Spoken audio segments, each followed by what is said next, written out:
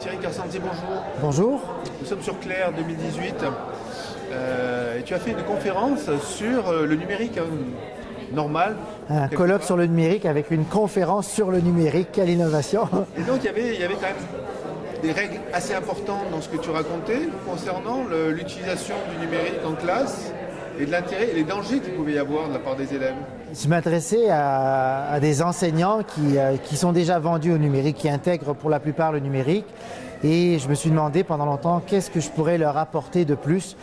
Et dans des travaux qu'on a menés, on voit beaucoup de classes où le numérique est intégré, où les élèves ou les gamins sont passifs. Ils ont une tablette, ils regardent de façon passive. Bon, c'est plus la craie et le tableau vert, c'est un tableau interactif, mais les élèves sont passifs. Et donc j'ai tenté de leur montrer ce piège qui les attend pour ne pas rater le virage numérique, pour ne pas rater l'intégration du numérique et pour faire quelque chose avec le numérique qui puisse au moins permettre aux élèves d'être engagés et ainsi de profiter bien plus de ce numérique ou du potentiel du numérique. Dans ce que tu disais, on a retenu l'essentiel, c'est que quelque part, peu importe la technique ou la technologie, c'est de mettre en action l'élève en classe. Trop d'enseignants font pour eux, on fait de la web radio et on va tout faire et l'élève aura appuyé sur un ou deux boutons. Et donc dans plusieurs projets, on voit ça. Les élèves sont contents quand même, ils ont du plaisir. Mais quand on voit d'autres projets où les élèves sont amenés eux-mêmes à s'activer, à travailler plus, c'est dur quand même, il faut un encadrement de la part de l'enseignant. Mais on voit les gains après, c'est immense pour les élèves. On développe de l'autonomie, on apprend à collaborer, on résout des problèmes. Et je pense que c'est vers ça qu'il faut tendre. Pas l'idée de tout faire pour eux, pour qu'il y ait juste du numérique. On veut qu'ils soient engagés et en même temps, si on veut en faire des citoyens qui vont participer à l'édification de la société de demain, je crois que c'est plus profitable ainsi. Alors j'ai retenu 2 diapos dans ta présentation. J'avoue qu'à la fin, on avait une interview, donc on n'a pas vu la fin, mais il y en a 2 qui m'ont marqué et qu'on utilise souvent. Un, c'est un groupe d'ados qui est tous penchés sur son smartphone. Et deuxièmement, une pratique que vous aviez imposée, j'imagine, dans une recherche, où les gamins sont avec des iPads et puis ils lèvent les mains derrière leur tête en disant « mais on ne va pas y toucher ». Ça veut dire quoi? Que la technologie aspire nos élèves? Ces 2 exemples, je faisais un clin d'œil en France avec ce qui se passe avec les smartphones, à l'interdiction. Le problème, ce n'est pas le smartphone, c'est l'usage ou le mauvais usage qu'on en fait. Et ce que j'expliquais, c'est que même les petits, quand on leur met une tablette, ils sont tentés de faire autre chose. Et donc, pour les engager, il faut aussi une tâche significative, il faut une activité qui va aller capter leur attention. Et j'ai fait plusieurs recommandations en lien avec justement cette idée d'aller chercher leur attention, de poser des défis, de résoudre des problèmes. J'ai donné un exemple en histoire justement où l'enseignant montrait une vidéo d'un jeu vidéo d'Assassin's Creed et il montrait une autre vidéo historique beaucoup moins intéressante mais qui était courte. Et les élèves avaient à trouver qu'est-ce qui est vrai, qu'est-ce qui est faux. Et en faisant des recherches, les élèves se rendaient compte que l'histoire, c'est pas aussi simple que ça, c'est complexe. Mais ils ont oublié qu'ils avaient appris les notions d'histoire en faisant cet exercice. Donc, des élèves engagés, des élèves qui n'ont pas fait autre chose avec leur smartphone, qui l'ont utilisé à des fins pédagogiques pour faire des recherches, pour trouver la réponse à un problème qui leur était posé. Donc, il a mis les élèves en compétition et donc, c'est cet usage du numérique qui est important de faire. Bon, sans parler de l'interdiction qui va difficilement fonctionner. Il faut des règles, mais je pense que l'école doit avoir une mission éducative, pas une mission d'interdire les choses. Il faut accompagner les jeunes dans leur usage positif du numérique. Les enseignants, quand le VHS est arrivé en classe, avaient la solution de facilité. L'après-midi, on ne sait pas trop quoi faire, on va vous mettre un film et ensuite on en parlera. Et ensuite Avec le numérique, c'est plus ou moins, on peut faire la même chose. C'est pour ça, c'est de là mon message aujourd'hui. Avec le numérique, ce qu'on voit, c'est la même chose. Donc des enseignants qui arrivent, oui, c'est multimédia, c'est intéressant, mais dans les enquêtes qu'on fait, on filme les élèves, ils sont assis en classe, ils font rien. Et quand ils font rien, ils ont ces petites notifications qui arrivent, que ce soit sur leur tablette, leur ordinateur ou leur smartphone.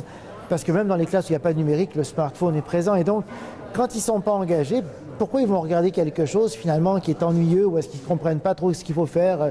Pourquoi regarder une vidéo sans savoir qu'est-ce qu'ils auront à faire après, des questions peut-être qui leur seront posées? Et donc, en voyant ça et en voyant certains enseignants qui réussissent à engager les élèves, et donc c'est de là sont nées les recommandations qu'on a formulées aujourd'hui. L'objectif, c'est vraiment d'amener les enseignants qui intègrent le numérique à être conscients des défis qui les guettent. D'un autre côté, il faudrait, je pense, demander aux élèves de produire. Et ça, c'est quand même pas simple pour un enseignant, parce que d'habitude, c'est pas ça qui se passe en classe. C'est exactement. C'est l'enseignant qui produit et l'élève qui consomme. On a donné l'exemple justement de la vidéo dont on parlait justement. Les vidéos, les élèves, ils aiment ça. Ils aimaient ça avec le VHS, ils aiment ça avec le numérique. Il faut dépasser ça. Et certains des enseignants dans la salle vont dire, moi je fais des vidéos.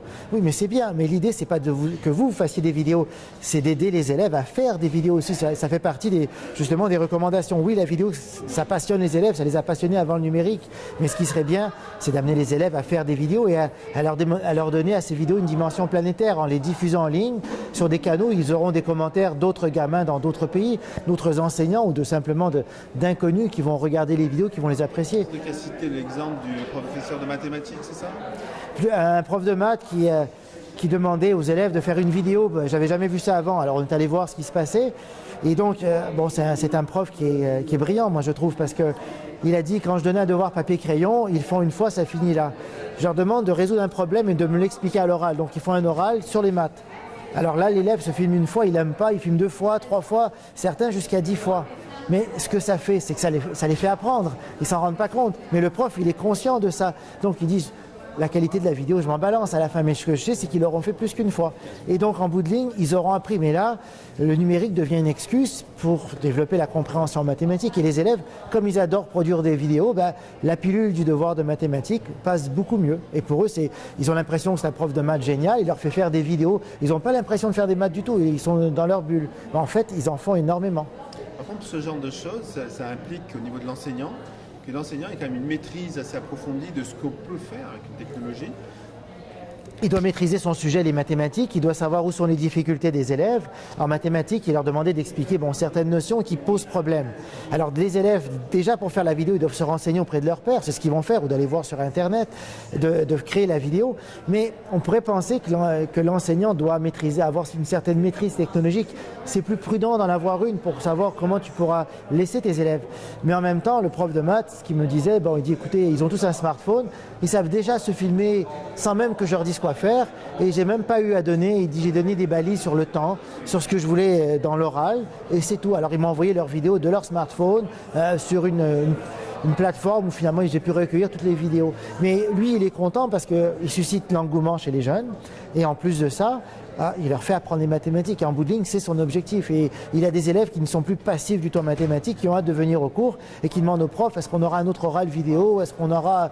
Alors il les fait languir un petit peu autour de ça, mais c'est intéressant pour les élèves quand même. Mon propos c'était de demander à l'enseignant d'être un veilleur sur ce que font les jeunes. Alors, Snapchat, qu'est-ce qu'on peut faire de Snapchat en français par exemple? Si l'enseignant ne sait pas ce que c'est Snapchat, non, mais tout à fait. Alors dans ce qu'on a mis comme recommandation, il faut aussi que les enseignants aient une certaine compétence numérique, technologique. Il faut qu'ils soient conscients aussi des outils qui sont utilisés par les jeunes. Trop d'enseignants n'ont aucune idée. Snapchat, c'est un des outils les plus utilisés par les 13-17 ans. On l'enseigne au collège, au lycée, on ne connaît pas. Sans l'utiliser personnellement, il faut savoir ce que ça fait. Et donc, savoir ce que c'est permet d'abord de tisser des liens avec les jeunes, d'avoir des idées sur comment on pourrait détourner ces outils qui sont utilisés socialement par les jeunes et qu'ils apprécient beaucoup à des fins pédagogiques. Les profs qui utilisent des fois des pages Facebook, c'est la même chose. Ils connaissent pas nécessairement toujours Facebook, mais avoir une page Facebook, c'est une façon de tisser des liens avec des élèves. On n'est pas amis avec eux, mais on diffuse des informations de sa classe auxquelles les élèves ont accès en quelques instants parce qu'ils sont tous sur les réseaux sociaux, sur Facebook, Instagram et autres. Alors pour en finir, ton laboratoire ou ton université, l'objectif étant de diffuser les résultats de ces recherches, parce que quelque part, il faut que les enseignants puissent tirer l'intérêt de tout ça. Quel moyen vous avez, en dehors de faire des conférences et de faire le tour du monde, des allers-retours entre la France et... Oui, alors on travaille fort sur la diffusion, c'est pas simple, ça évolue beaucoup et puis on explore différentes avenues. On diffuse les canaux scientifiques traditionnels qui ne sont jamais lus par les enseignants, il faut être très clair, et qui ne sont pas toujours lus par les scientifiques non plus, mais bon, c'est les canaux traditionnels, les revues scientifiques avec une diffusion minime, et on ne peut pas parler de transfert des connaissances. Mais ce qu'on a commencé à faire, on a commencé à faire des fiches synthèses, des recherches qu'on mène. Donc on sait que l'enseignant primaire, du lycée ou du collège, ils sont occupés en général, ils sont aux prises avec plusieurs défis et tout. Donc on s'est mis à faire des fiches synthèses où est-ce qu'on a, en essayant de garder le caractère scientifique de ce qu'on fait, on met un petit paragraphe qui n'est pas toujours lu, qu'on explique le contexte scientifique, on met un lien vers la recherche qui n'est pas toujours téléchargée, mais on essaie de regarder quelles pistes on peut en dégager pour la pratique en salle de classe. Et ces fiches pratiques qu'on fait, en général, sont appréciées des enseignants. Comme ce qu'on a réalisé aujourd'hui, c'est basé quand même sur un ensemble de recherches qu'on a menées ou qu'on a lu, consulté. On a fait une synthèse en 17 recommandations et ces fiches-là, les rendre disponibles, c'est une façon un petit peu d'aider l'enseignant dans son quotidien, dans son travail. Bien, merci. Merci à vous.